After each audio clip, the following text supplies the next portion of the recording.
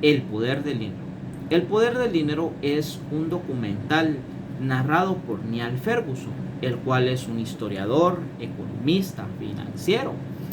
En este documental, el cual está dividido en 6 capítulos, y en esta serie de videos lo hemos analizado uno por uno. En este video nos toca analizar el capítulo 6, el último de este documental, el cual se denomina Quimeras. Este capítulo nos habla respecto a la globalización financiera. ¿Qué es la globalización financiera? Es cuando las finanzas de los diferentes estados o países pertenecientes al globo terráqueo se juntan y se unen, y en las cuales se crean esas relaciones comerciales y financieras entre países y naciones. La globalización financiera no es un evento o un fenómeno económico actual, sino ya ha pasado anteriormente. En toda nuestra historia económica ha pasado una o dos veces que el globo terráqueo ha empezado a unificar todas sus finanzas. La primera globalización financiera que hubo registro en la historia es en 1832. Se le podría denominar como la primera globalización financiera.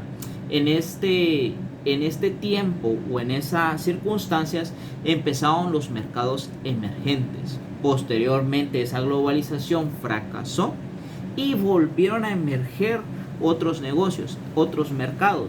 En este tipo de mercado emergente se le puede denominar que son mercados reemergentes que han empezado a surgir nuevamente. Pero vamos a entender un poco la historia de la primera globalización financiera. La primera globalización financiera empezó en 1832 con William Darling y James Masses. Ellos dos, estas dos personas de descendencia china, empezaron a ser grandes comerciantes, empezaron a ser grandes importadores y exportadores respecto a lo que es el opio.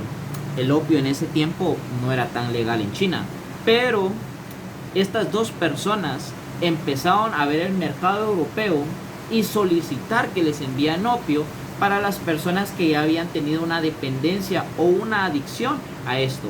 El opio era lo más solicitado en el mercado chino. Era el analgésico utilizado para recreación y eficiencia, y había muchas personas que lo consumían. Por lo tanto, era un negocio muy redituable y rentable para ellos. Mas sin embargo, en 1839 el emperador envió a un hombre para abolir y erradicar todo el tráfico del opio. Eso no le gustó a estos dos hombres, a William y a James, los cuales solicitaron a Europa asistencia para poder mantener este negocio. Este negocio, que parecían las marinas, porque era por medio de la marina que entraba el opio a China, ocupaba un método de convicción muy a la fuerza para esa época. A ellos no le llamaban diplomacia, le llamaban la diplomacia de la cañonera.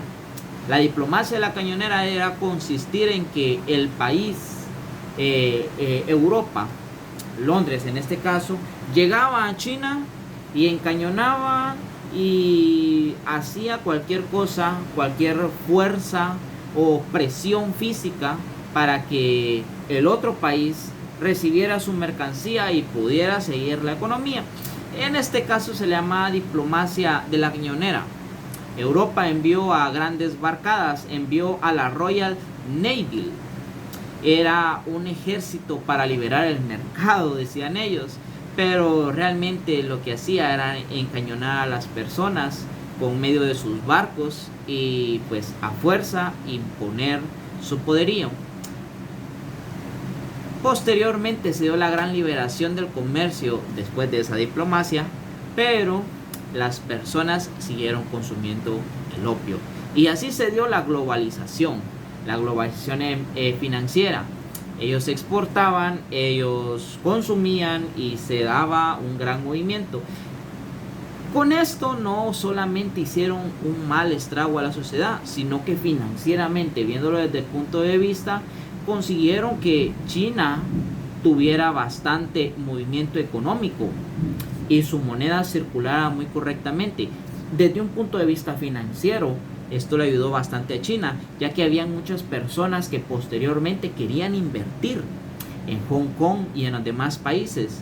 Personas que querían llevar sus nuevos mercados, sus nuevas empresas, llegaron incluso a construir trenes, puentes. Muchas personas querían invertir y la globalización era ese financiamiento era un tipo global, porque era muy difícil en ese entonces, estamos hablando de 1830 y algo, que las personas lo que hacían era de sus países ir a invertir a otro país. Y en este momento no se daban esas grandes comunicaciones a grandes distancias, y las personas llegaban a invertir a ese país y generaban más ingresos y ganancias para ellos. Y así se daba la globalización. Las personas de otros países llegaban a invertir, invertían, ganaban, y las ganancias se iban hacia otro país, y eso daba a pie a un gran movimiento y circulación financiero económico global, por así decirlo, entre los países, entre las naciones, entre continentes. Muchas veces también se podía haber dado, pero eso hubiera sido color de rosa, pero llegó lo que sería la Primera Guerra Mundial. La Primera Guerra Mundial, el 28 de julio de 1914, explotó.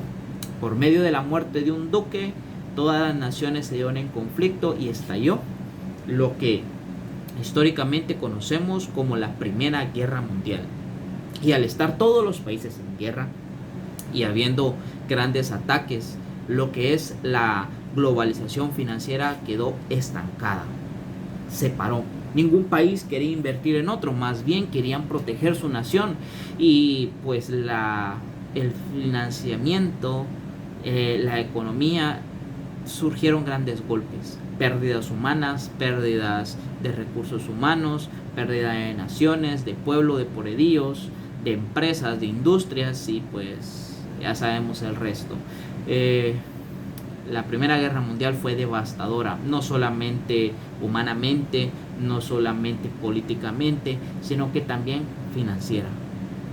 Estancó una gran revolución que apenas empezaba a surgir, pero fue posteriormente, después de haber finalizado la Primera Guerra Mundial en 1944, que se empezó a retomar nuevamente lo que es la globalización financiera, esta vez por parte de los aliados, por parte de las personas y las naciones, gobiernos que ganaron la Primera Guerra Mundial, empezaron a surgir de las cenizas y empezaron con el criterio y el pensamiento: vamos a globalizar lo financiero, el extracto económico entre naciones, vamos a globalizarlo. Y aquí es donde surgen dos entidades que hasta hoy son muy importantes en nuestra historia económica. La primera es el Fondo Monetario Internacional, como su nombre lo dice, FMI, Fondo Monetario Internacional. Y el otro es el Banco Internacional de Reconstrucción y Desarrollo, que posteriormente cambió su nombre al Banco Mundial. Bien, el Banco Mundial y el Fondo Monetario Internacional fueron las dos instituciones que se encargaron para movilizar y mantener lo que sería la globalización financiera que se empezaba a surgir posteriormente después de la Primera Guerra Mundial. Estas dos instituciones llegaron a tener muchas cosas al mando y empezaron a prestar dinero y empezar a agilizar, a movilizar lo que es la economía después de grandes golpes económicos. Aquí es donde surge algo que conocemos como el petrodólar. El petrodólar eran préstamos de riesgo que se daban. Obviamente Estados Unidos empezó como él era el que encabezaba la primera lista de los aliados, empezó a ver por el bien de la economía de él y empezó allí, desde ahí conocemos que el dólar empezó a ganar fama, empezó a dar poder económico, bastante peso en lo que es la economía, y la única forma para mantener el dólar pues era viéndolo con el recurso de lo que es el petróleo que posteriormente cambió al oro, y así se ha mantenido entre oro y petróleo. Lo que hoy conocemos como el petrodólar ha sido una de las monedas financieras con más peso en esta globalización financiera en diferentes países. El comercio es mediante este dólar, solo que actualmente empezaba a haber otros movimientos para poder cambiar eso, pero eso es historia más actual. Empecemos a ver respecto a este documental lo que es la historia de la globalización financiera. El petrodólar empezó y se dieron los préstamos de riesgo. Estados Unidos empezó a prestar dinero, empezó a dar por medio de estas dos instituciones, empezó a dar dinero. El Banco Mundial también, lo que eran préstamos, lo que se ocupaba para que los gobiernos y las personas que pertenecían a otros países pudieran empezar a inyectar un poco más a su sistema financiero, un poco más de recursos para mantener y sostener su gobierno.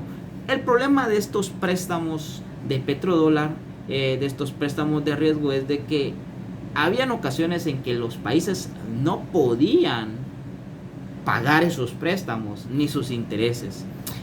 Un caso más sonado fue el de México en el de 1982, en el cual México se declaró que no podía pagar sus préstamos a lo que era el Banco Mundial ni al Fondo Monetario Internacional, no podía pagar.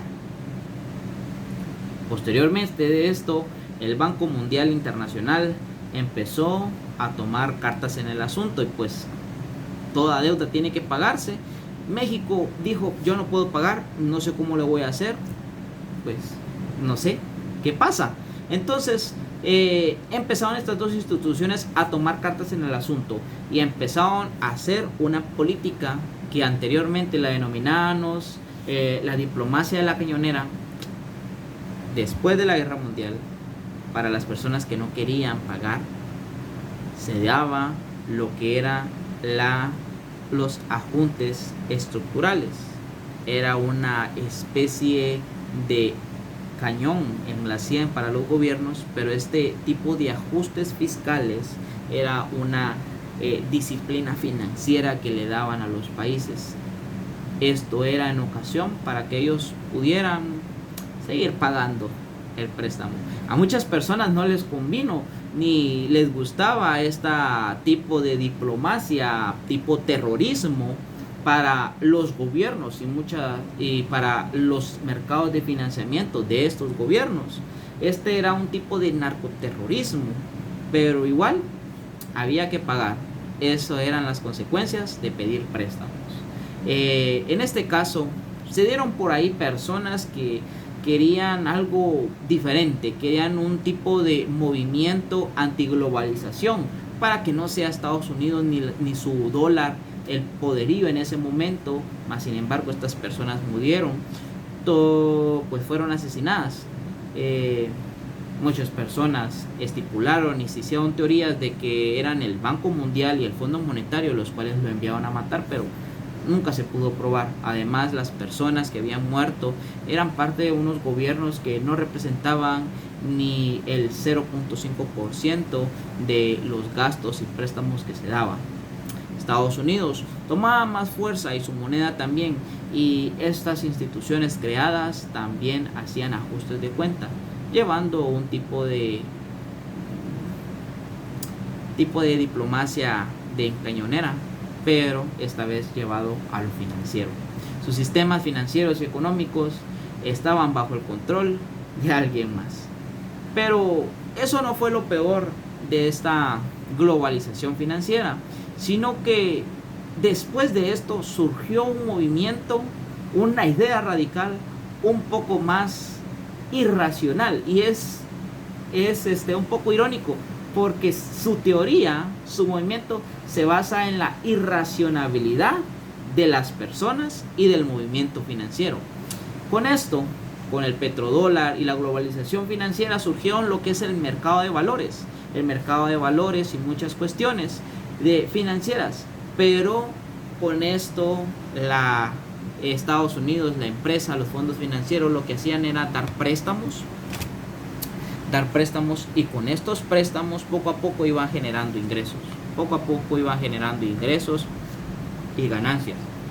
Pero surgieron lo que eran los llamados fondos de cobertura, los cuales hacían esto casi en tiempo récord, por así decirlo. Lo que le tomaba años de esos préstamos e intereses que se daban entre los gobiernos y la globalización financiera, los fondos de cobertura lo hacían casi de inmediato. En pocos meses o incluso hasta en semanas se daban. Los fondos de cobertura fueron una creación de George Soros.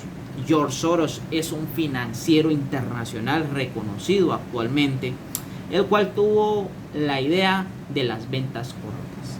Las ventas cortas simbolizaban que se pedían prestadas acciones. Estas acciones se vendían cuando el mercado indicaba de que su precio era alto, se vendían, se ponían al mejor postor, esas acciones se vendían, y cuando estas acciones bajaban de valor, bajaban de poder, se recompraban a un precio bajo, y entonces cuando se compraba a un precio bajo se devolvían a esa persona que prestaba esas acciones, siendo este movimiento, el fondo de cobertura, un tipo de venta corta en la cual su mayor índice de ganancia era cuando demás personas perdían, ya que las personas que compraban esas acciones cuando eran altas, posteriormente con el paso del tiempo, esas acciones se iban devaluando, iban bajando de precio, y entonces volvían a comprar esas. Tipo de venta corta. Vendían, compraban, volvían a recomprar y devolvían lo que era la acción, dejando un margen de ganancia pero muy jugoso. Soros nos explica de que su teoría y esta cuestión que él hizo económicamente se debía a la irracionalidad de las personas. Las personas tomaban, como es el mundo financiero, no solamente se basa en monedas, sino que en la actitud y el pensamiento y el movimiento de las masas, de las personas, de los individuos. Y Soros decía, el individuo es irracional a veces, por lo tanto las finanzas también son irracionales, y se iba por medio de esta teoría y por medio de este pensamiento crítico de que el ser humano es irracional, es como el ganado, y en un momento iba a haber una estampida económica e iba a descender, se iba a calmar. Él ideó este método de fondos de cobertura cortos. Pero en 1992 él hizo una gran inversión, una apuesta del siglo. Para mi criterio, este hombre vio la economía de Londres, en la cual el euro estaba vendiéndose y comprándose por muy bueno, pero estaban afiliados a lo que era el sistema económico europeo, y miraban, este hombre Soros miraba de que era posible de que el euro se iba a devaluar. Entonces él hizo una gran apuesta, invirtió mucho dinero, y al final, en 1992, el 16 de septiembre, Londres se cambió de sistema de moneda de cambio, devaluando así el euro y también devaluando así su moneda, pero también volviéndole una poca estabilidad a los londinenses, a las personas británicas que vivían en esa época, ya que era muy irracional la forma de cambio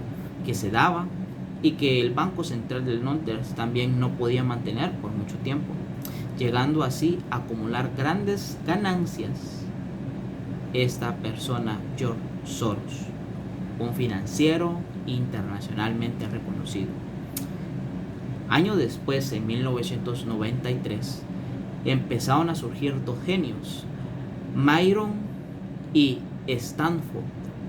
Estos dos, Myron Stanford y Robert Merton, dos personas, dos genios financieros que crearon la teoría de la especulación, en la cual ellos hicieron una forma matemática muy, pero muy compleja, pero entendible para ellos, en las cuales ocuparon lo que serían los datos de 5 años atrás, y con esos datos crearon una fórmula matemática aritmética para poder producir y reproducir y poder, como así decirlo, el oráculo de Delfos, predecir el futuro. Y ellos predecían, a esta teoría le llamaron la teoría de la especulación, en la cual ellos compraban acciones que posteriormente sabían por medio de su forma matemática que iba a surgir de dinero, y la podían vender siempre al mismo precio, dejando ellos la ganancia de lo que se había. Esta fórmula matemática fue muy alabada por muchos economistas y muchos matemáticos, y obviamente pues a falta de dinero ellos pidieron un montón de préstamos, pidieron crédito para poder comprar acciones. Con su fórmula matemática compraron acciones en todo el mercado financiero. Obviamente es un gran movimiento arriesgado. Llegaron a tener un déficit de millones de dólares, pero si lo mirábamos desde el punto de vista inversión y acciones, eran súper multimillonarios, más de lo que tenían en acciones y en regalías, en muchas cuestiones. En muchas cuestiones esta empresa era multimillonaria.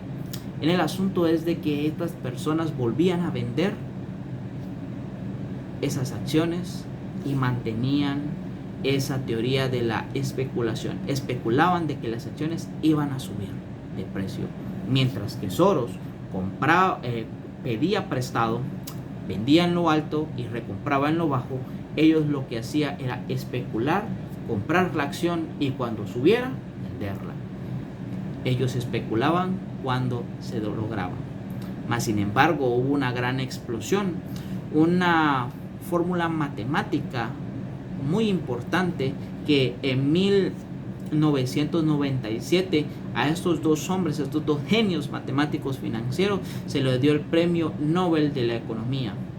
Lamentablemente un año después, en 1998, empezó lo que sería la catástrofe de Rusia. Rusia pues empezó a dejar de pagar sus préstamos, lo cual dejó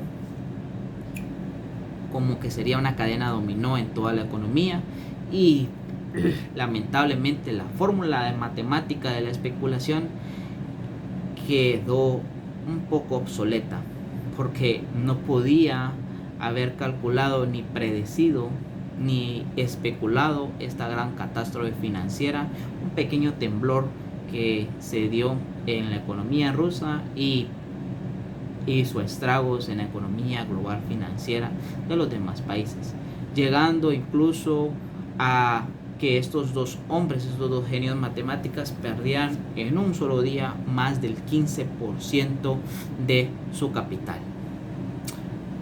Pasado el tiempo, pasado menos de un año, ese 15% de pérdidas se convirtió en un 45% de pérdidas. Estas personas llegaron a donde Soros a pedir un padrino financiero, pedir a alguien que les pudiera ayudar, y pues Soros, George Soros, estuvo relajado y decidió no prestarle dinero a esos dos genios economistas, porque decía en sí que su teoría se basaba en la irracionalidad de las personas, y no había nada más irracional que lo que había pasado, una inestabilidad en la economía, y él no creía que la fórmula matemática podía calcular esa irracionalidad de las personas. Posteriormente pues fue lo que sería la Reserva Federal de Estados Unidos la que ayudaría a estas personas para mantener y no hacer, porque saben que si estas dos personas llegaban a perder más dinero, muchas de sus acciones que se habían comprado iban a estar en déficit, iban a estar en grandes pérdidas, y iba a ser una catástrofe aún mayor, porque por medio de eso podía hasta quebrar bancos. La Reserva Federal que los ayudó ingresó un poco más de dinero a lo que sería el sistema económico estadounidense, y a estas personas miles de millones de dólares, y aún así pues llegó a fracasar. Pero obviamente se evitó que hubiera sido una catástrofe financiera aún más grande. Entonces, tiempo después de esto que se daba, de comprar y vender, especular y la irracionalidad de la economía, surgió algo majestuoso en lo que se llama la actual globalización financiera. Tiempo ya más cercano a los 2000, ya Estados Unidos ya no prestaba a otras personas, más bien China prestaba a Estados Unidos. Antes la economía surgía: aquí hay dinero, te presto para que surjas. Actualmente es: aquí hay bastante dinero, te presto para que sigas consumiendo. Y esto es lo que se da financieramente desde el 2000 a la actualidad. Llegó un punto clave que se puede definir en 2007. Estados Unidos pidió muchos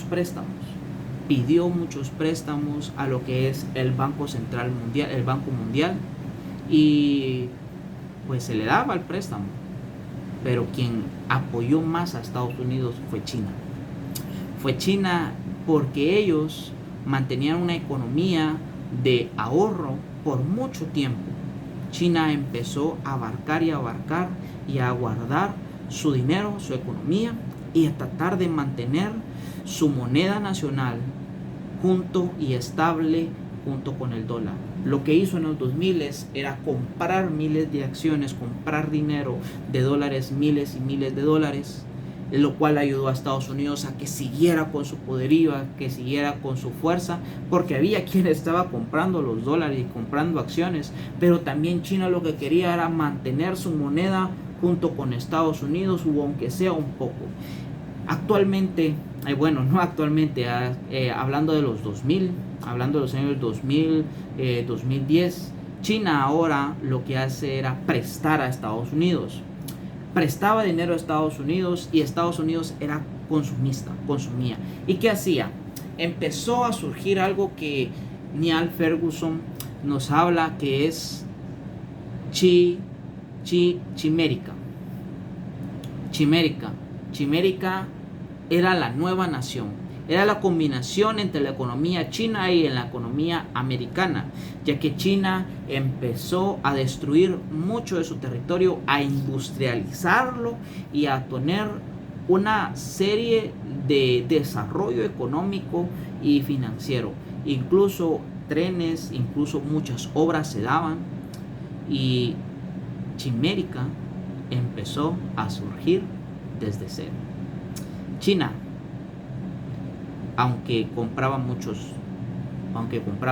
bonos de Estados Unidos pedía prestado también. Y algo que surgió bastante relevancia es que China, con su sistema productivo de diferente industria, empezaba a exportar sus productos al país de Estados Unidos, el cual era un país muy consumista, lo cual hacía muy jugosas ganancias a lo que era China. Entonces, China producía bastantes productos y Estados Unidos compraba. Posteriormente, Estados Unidos emitía bonos y China los compraba, y se dio un círculo en el cual se daba la globalización y mucha estabilidad económica. En ese entonces, Chimérica era y se conoce como la globalización financiera. El problema de esto es de que, aunque se le decía que es un win-win, China exportaba, Estados Unidos consumía, y la economía, en vez de ir para este lado, lo que se hacía era para el otro lado. Empezaba a rodar y a circular el sistema financiero de una forma global y muy sana. Como bien sabemos, la historia se vuelve a repetir, y sabemos de que siempre tiene que haber alguien que tiene que mandar o tiene que tener un poder superior. Este es el problema que surge ahora en Chimérica. Estados Unidos está perdiendo valor en su dólar y China sigue creciendo, sigue creciendo. Hasta el momento, Estados Unidos tuvo una desestabilidad económica que surgieron bastantes problemas financieros y empezó el héroe nacional, el poderío de América empezó a devaluarse y empezó a tener grandes golpes financieros, mientras que China no recibió ninguno de esos terremotos financieros. China se mantuvo, ya que la cultura de ellos era una cultura de ahorro, de mantener, de abarcar, lo cual pues no produjo gran problema, ya que China tenía muchas monedas y mucho financiamiento dentro de su nación, mientras que Estados Unidos empezó a consumir menos, China tendría que haberse visto golpeado porque su comprador principal había dejado de comprar, pero aún así China mantuvo lo que sería su economía, evitando así un golpe económico y dejando siempre en pie a que Estados Unidos y China tuvieran buenas relaciones económicas, siguiera lo que se llama esta globalización financiera.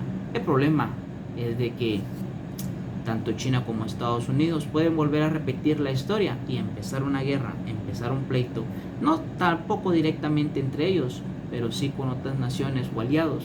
Y como sabemos, quien no conoce su pasado está siempre dispuesto a repetirlo. Espero que no se dé ningún problema, pero algo sí sabemos: la economía, como dijo Soros, es impredecible. El ser humano es algo irracional. Es como el amor. Las finanzas son como el amor. Nunca sabes cuándo van a subir, nunca sabes cuándo se van a terminar, nunca sabes cuándo van a empezar, se va a elevar y tal vez todo fue una quimera. Una quimera es un animal mitológico que tiene cabeza de león, cola de serpiente y diferentes animales. Las quimeras son animales mitológicos y tal vez Chimera, aunque es una combinación entre China y América, puede que también sea una quimera y puede haber una futura desestabilización. Pero igual, estos pensamientos y estas especulaciones se dan muy lanzadas al futuro. Dicen que en el 2037 es cuando tal vez China supere el poderío económico de Estados Unidos. Pero igual, todavía hay mucho tiempo por qué esperar y espero que no volvamos a repetir los errores del pasado. Por eso es importante conocer un poco más del financiamiento y de las personas que surgieron esas ideas revolucionarias y esos errores garrafales que se dieron. Igual, gracias por tu atención.